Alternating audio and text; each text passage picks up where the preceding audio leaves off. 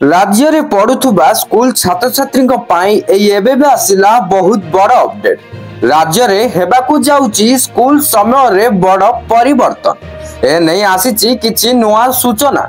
चलंतु आउ डेई न करी फटाफट अपडेट टी जानिबा हेले ताहा पूर्वरु वीडियोटा को लाइक करी चैनल को सब्सक्राइब करी घंटी जन को दबे ऑल रे सेट कर रखिया को जमार भूलंतुनी काहे कि ना ए भली नुआ नुआ अपडेट हमर ई चैनल रे सर्वप्रथम देखिया को पाई जिवे। चलंतु आउ डेई न करी संपूर्ण अपडेट ऊपर नजर पकेबा।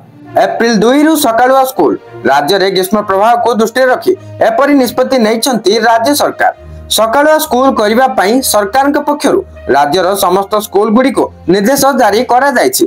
तबे एप्रिल 2 रु प्रथम रु द्वादश श्रेणी जाय सकाळुआ पाठ पढ़ा जिवो। सकाळ 7टा रु पूर्वाह्न 11:30 पर्यंत क्लास हेबो बोली निर्देशनामा रे कहा जायछि। सूचना थाउ कि शनिवार अर्थात गतकाली 5टी सहरर तापमात्रा 40 डिग्री अतिक्रम करिछि।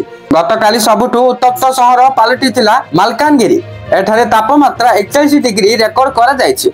अपरपक्षे बौद्ध और टिटिलागढ़ रे तापमात्रा 40.5 डिग्री छुईची। सेहीपरि बलांगीर रे 40.2 डिग्री और नयागढ़ रे 40 डिग्री रेकर्ड करा जायछि। तातीरु बढ़ती पारिनी राजधानी भुवनेश्वर और कटक। भुवनेश्वर रे 37 डिग्री और कटक रे 37.6 डिग्री तापमात्रा रेकर्ड करा जायछि। भुवनेश्वर आंचलिक पाणीपाग केन्द्र पक्षरु ए नै सूचना दिया जायछि। बर्तमान जहाँ भी किसी नुआ सूचना मिलिथिला मु आपण मानकु जणाई साली। आगु जहाँ भी किसी नुआ अपडेट आसीबो ई चैनल माध्यम रे सर्वप्रथम देखियो को पाई जिवे। तेणु करी चैनल सहित जोड़ी रही थांतु।